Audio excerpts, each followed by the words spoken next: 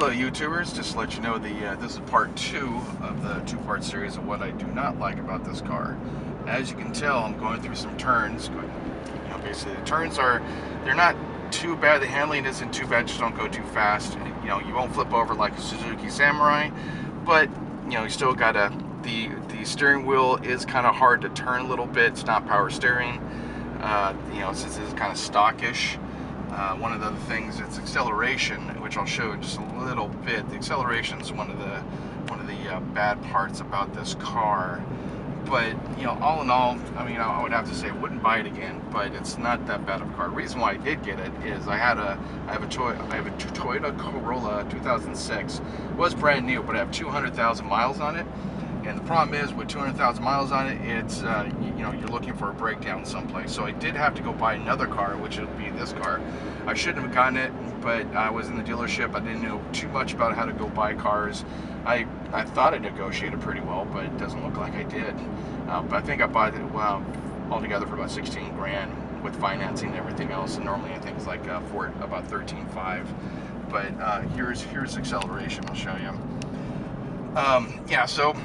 Generally though, it's just one of the things that, when you do buy a car, definitely test out the car for at least a week if you can. Borrow it, rent it, or go to Enterprise, do that kind of thing. I don't know if you have smart cars or not, but ask a friend, see if they have them.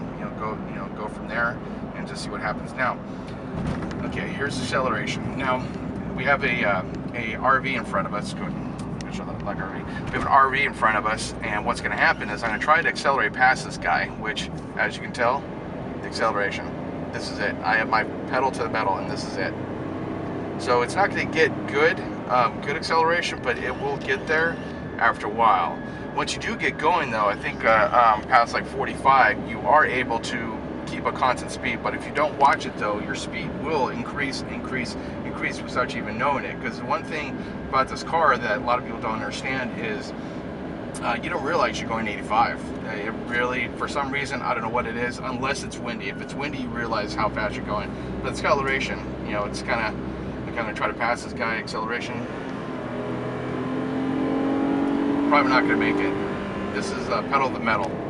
So I'm probably not gonna make it. So that's the whole part. That's the whole part about it. Now we're in front of the RV, or we're actually behind them, about 2 cars behind. Yeah, that's just one of the things that they should have changed. Now I am able to change. Go ahead and put it down here. Go ahead and change manual to automatic. This is automatic right now. If I change to manual, all I gotta do is switch to the left, and it tells you little arrows, pointers here. It tells little like arrows here if you need to go up or down, which is kind of sucky though, because you really have to listen to the RPMs and kind of decide where when you want to go and shift. But all you got to do to shift up or down is just go forward, and that shift to 4th gear, shift, go back, that shift to 3rd gear. That's that's about it. Since it is an automatic manual transmission. Yeah, right now it's telling me to go and shift up, so I'm gonna shift up.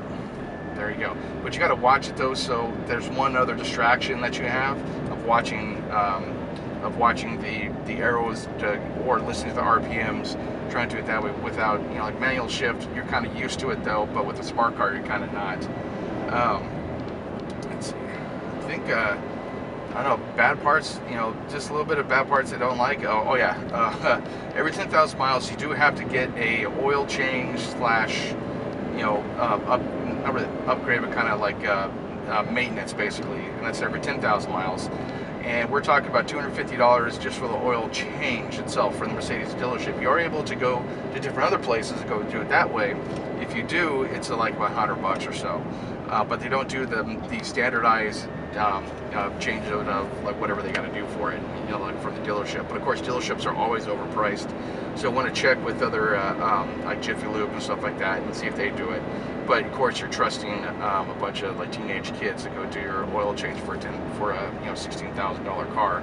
I've heard these cars last about 200,000 miles if you every 10,000 miles keep a good maintenance record on them, like every 10,000 or even 8,000 miles, go and do the standard maintenance. Breakdowns are here from what I'm reading, do about every 70,000 miles.